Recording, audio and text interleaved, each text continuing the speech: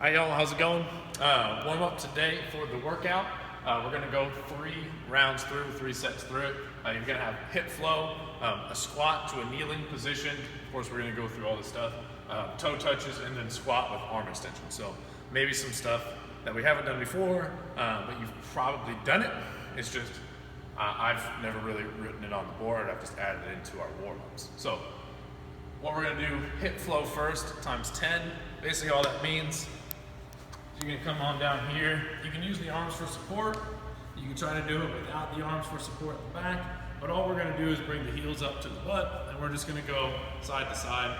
So back and forth is 1, so then this is gonna be 2. And again, you can try to do it without having your arms down in the back. And we're just trying to get the hips moving here. Next thing that you're gonna do is that we're gonna do our squat to kneeling position. What that means is that you're going to squat down, and then you're going to come to a kneeling position. Then we're going to come back to the squat and then come up. All right, so squat down, coming down to the knees, and then come back to that squat, and then come on back up. All right, next thing, toe touches. Just send those hips back, coming down, touching the toes. Can't quite reach your toes. Come down, touch the ankles, touch the shins, touch the knees, whatever it may be. Try to keep the legs straight here. Do a little bit of hamstring stretch. And then squat, hold, arm extension. You're gonna squat down. Boom, holding the bottom. We're gonna hold around one toe here, so left arm, left toe, and we're just going to extend that other arm up to the ceiling. We're gonna get 5 reps on each side. Right.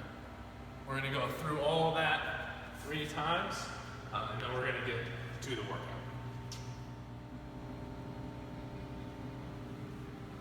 All right, guys, made it through the warm-up, on to the workout to 14-minute AMRAP. All right, some guaranteed work time for 14 minutes. You're going to have 20 single-arm hang snatch, which is going to be 10 per side, 15 squats with your object, and then you're going to 15 push-ups and then 10 jumping knee tucks. All right.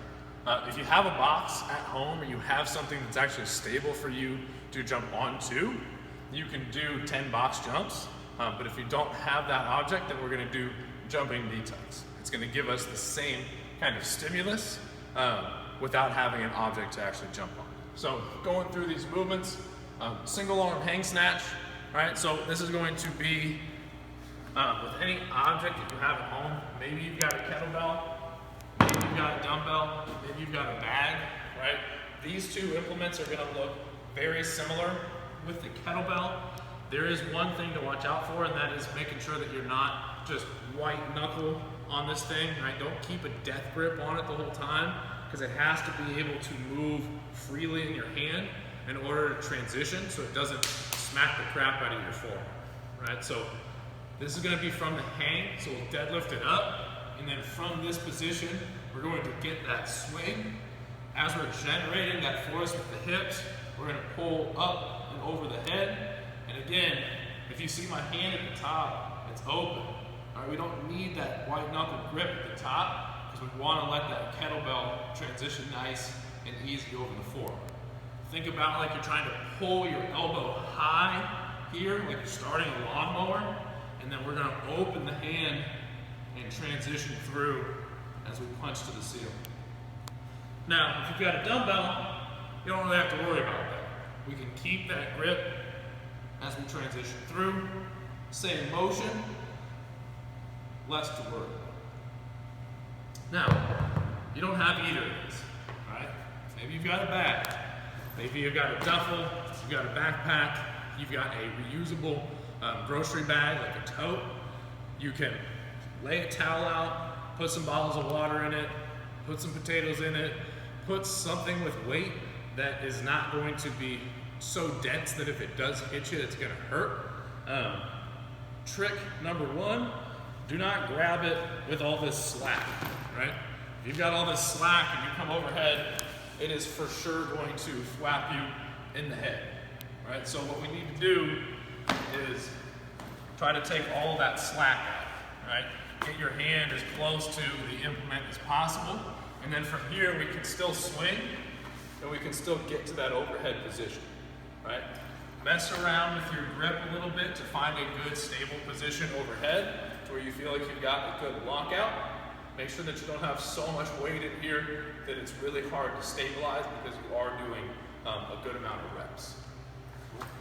After you finish your single arm hang snatch, 10 per side, you're doing 15 squats with your object, right? However you want to hold it here, put it up on your shoulder, hold it up overhead, does not matter. You're just getting 15 total squats wherever you want to hold on to your object at. 15 push-ups, making sure that we're bringing chest all the way to the floor and then pressing back through. If we have a box, we have a couch, we have a chair, we have a counter, right? Something to get the hands up to an increased level. I want you to do that first. If we don't, then we can always go from the knees to do those push-ups as needed. And then the last part, jumping knee tucks, right? Essentially, you're going to stand in place. We're going to jump up and tuck the knees up to the chest. When you do these, I want you to imagine that you're doing a high box jump. Send the hips back, load the arms, drive those arms up, leading the hips. We're going to open up, tuck the knees, come back down. If you want to imagine like you're jumping over something, you can come into that jump, over, turn around, jump, over, turn around. If you have a box, bring it out, do box jumps instead. But if not, that is your jumping knee tuck. Again, 14 minutes, as many rounds as possible.